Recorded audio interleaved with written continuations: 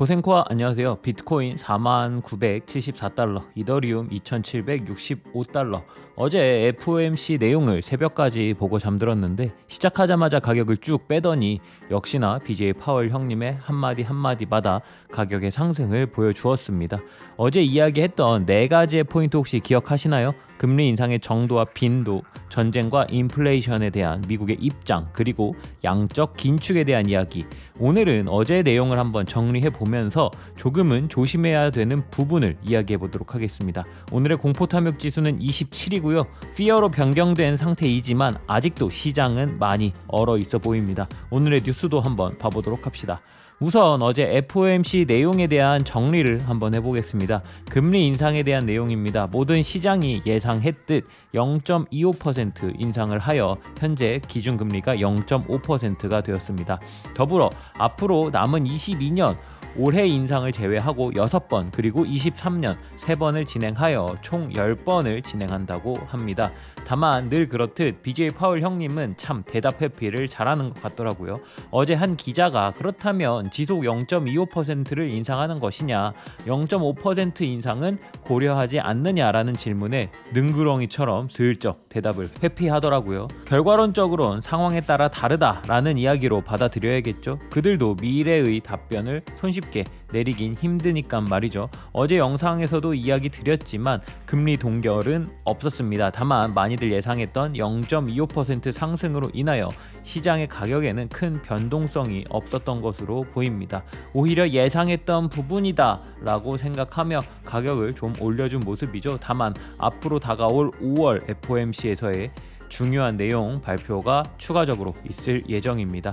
전쟁과 인플레이션, 모든 이들이 이 두 가지에 대해 집중적으로 보고 있는 상황입니다. 다만 어제 FOMC에서 발표한 미국 내 인플레이션은 현재 실제 수치와는 조금 다르다라는 이야기가 많죠. 아직까지 전쟁으로 인한 인플레이션의 수치는 반영되지 않은 모습입니다. 전쟁이 미국 내 경제에 미치는 영향은 아직 매우 불확실하다라고 이야기를 합니다. 아직까지 정확한 수치가 파악되지 않고 전쟁이 얼마나 길어질지 모르는 상황이니까요. 하지만 이런 것과 무관하게 고용에 대한 강세로 어느 정도 커버가 가능하다는 이야기를 하죠. 실제 일자리 성장세가 최근 강력하게 올라왔고 실업률도 많이 떨어졌습니다. 다만 이런 상황에도 잡히지 않는 인플레이션의 이유는 코로나와 전쟁으로 인한 에너지 가격 상승, 물가 압력, 또 공급의 압박이 있죠.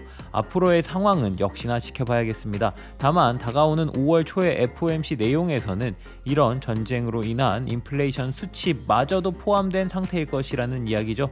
그날까지 또 지켜봐야겠습니다. 마지막은 양적 긴축에 대한 내용입니다. 이번 회의에선 긴축에 대한 자세한 내용은 하지 않았습니다. 다만 지금이 통화 정책을 통해 인플레이션을 잡을 수 있는 최적의 시기라는 이야기를 했죠. 현재 연준 내부에서 긴축에 대한 이야기들이 많이 오고 가고 있는 상황인가 봅니다. 파월 의장은 긴축에 대한 내용은 다음 FOMC, 그러니 5월 초에 정확한 이야기를 하겠다고 얘기했죠. 지난 영상에서 비트코인은 큰 수렴 속에 있다고 이야기를 했고 그 방향성은 5월 정도에 잡힐 것이라고 이야기 드렸습니다. 혹시 기억하실지 모르겠습니다. 다만 정말 놀랍게도 5월에 FOMC 발표가 있네요. 더불어 전쟁에 대한 인플레이션의 내용이 추가되며 그로 인해 금리 인상의 정도와 양적 긴축까지 동시에 진행한다는 이야기가 5월에 나오게 된다면 수렴의 방향은 어디일지 이야기 안 하셔도 다들 어느 정도 느낌 오시죠? 다만 미국 내 일자리 관련은 강세일지 모르지만 소비는 조금씩 움츠려들고 있다는 뉴스입니다. 물가 상승률을 고려했을 때 더 높은 수치가 나와야 하는데 그에 반응하지 못하고 있다는 이야기죠. 더불어 기름과 자동차에 대한 내용을 제외한다면 실제 소매 매출은 줄어든 상황이라고 합니다. 앞으로의 인플레이션은 더욱더 강해질 것이라는 판단을 많이 하죠. 이에 따라 소비자들의 소비 심리 역시 많이 줄어들고 있는 상황이고요. 러시아가 우크라이나를 넘어 전쟁을 더 확장시켜 나간다면 이런 분위기는 어떻게 바뀔지 모릅니다.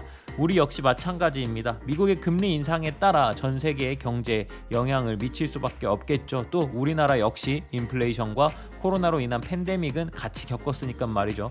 오늘자로 코로나 확진자 수가 62만 명에 육박했습니다. 앞으로 국내에서 다가올 변화들마저도 우리는 생각을 해야겠죠. 쉽지 않은 투자 시장임은 확실합니다. 다들 코로나 조심하시고 난 걸렸어 라고 방심하지 마세요. 제 지인들도 델타 이후 오미크론까지 2번이 양성이 뜨는 분들도 있더라고요.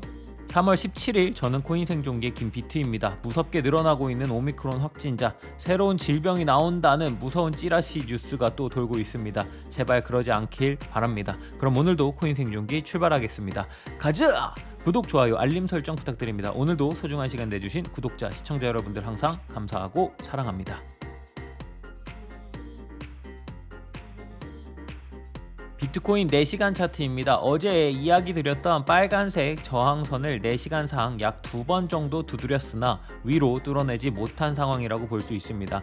현재 빨간색 저항선의 저항 구간은 약 41,500달러 부근이며 전쟁 이슈의 해소 여부와 양적 긴축에 대한 우려가 있기 때문에 시장이 어느 쪽으로 갈피를 잡을지 쉽게 예측하기 어려운 자리인 것은 사실입니다. 다만 어제 루나재단의 비트코인 매수로 41,700달러까지 상승하였지만 역시나 지속 보고 있는 빨간색 저항선을 완벽하게 맞아버렸죠.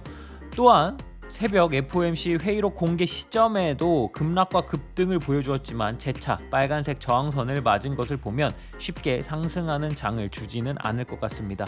이러한 경우에서 상승으로 간다면 빨간색 저항선을 아주 큰 양봉으로 한 번에 넘겨주는 상황이 나와주는 경우가 많습니다. 현재로서는 조금 더 시장을 지켜보는 것이 좋아 보입니다.